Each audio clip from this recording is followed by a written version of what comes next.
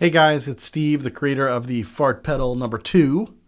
Hey, one of the great things about the newer Fart Pedal is that it runs on software inside. So as we make more updates to the pedal, you can actually upgrade your pedal with those new updates to add new features. Once in a while, we'll be releasing updates, probably not too often, but as we improve the pitch tracking and add other features, we're going to let you know.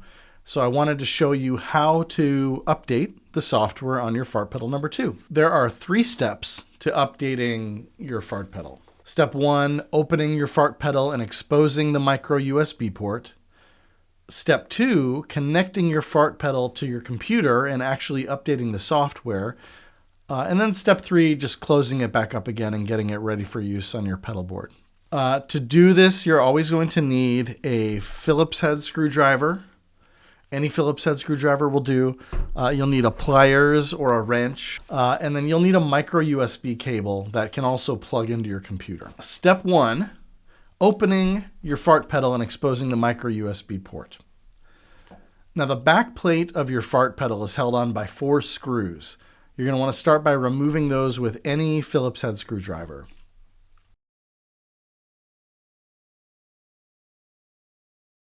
All right, the next thing you'll need to do is unscrew the 1/4-inch jacks that your guitar cables go into.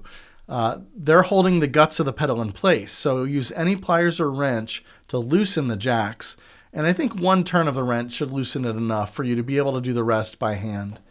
Now the jacks are made snug by a washer on the outside of the pedal and then 2 spacer rings on the inside of the pedal. So you can take those off now if you want, or leave them on the jacks, but just make sure you keep track of them. If you don't put them back, your pedal's not going to close as snugly as it should.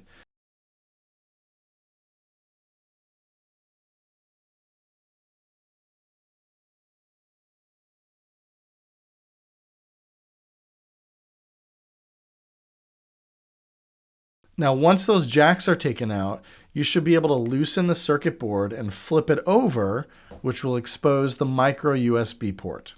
Step 2, connecting the Fart Pedal to your computer and actually updating the software. Now, plug the micro USB cable into the port inside the pedal and the other end of it to your computer. Make sure not to disconnect any of the other cables inside your pedal. Once you do this, you should see some lights come to life on the circuit board.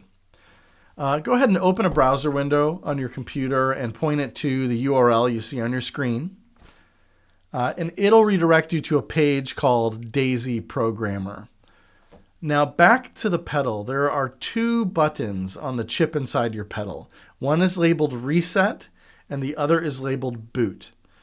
Press the button that says Reset, and then as soon as you do, go ahead and press the button that says Boot. Now, if you've done this correctly, you'll see some blinking, and then the chip will settle to have 1 solid light and 1 blinking light. All right, back in the browser window, you're going to want to select the File Upload tab. Click Choose File, and then select the software update that you've saved to your computer. You would have gotten this in an email update. It's also on the Fart Pedal website under the Download section. So, this is where you're telling it which update package you want to flash onto the pedal. And go ahead and click that button that says Flash. Your browser might ask you to select the right device at this point.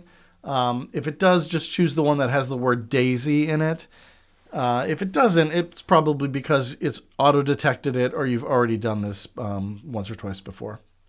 So once you click Flash, you should start seeing things happening. You'll see some dialogues on the screen, and it should take about a minute to erase and then republish the software to the pedal.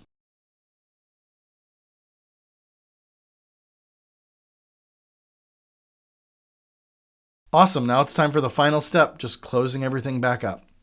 Your pedal's updated, so let's go ahead and perform our first steps in reverse order and get everything back together. Now make sure those jacks have those 2 spacer rings on the inside and then the washer on the outside. If these are in the right place, go ahead and flip the circuit board back over and try to push everything into place. You'll know it works if the power jack is flush with the case. That tells you everything's in the right spot.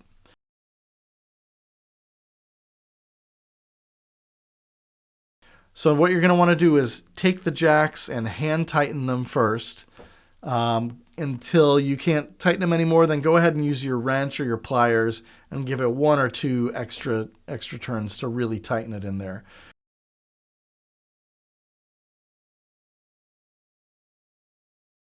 Now, once those jacks are on, you should be able to hold your pedal and feel like everything is pretty much in place and sturdy. So now we can go ahead and take the back plate, place it back on, and just tighten those 4 Phillips screws, and you should be good to go. So at this point, your fart pedal number 2 is updated, reassembled, and ready to go.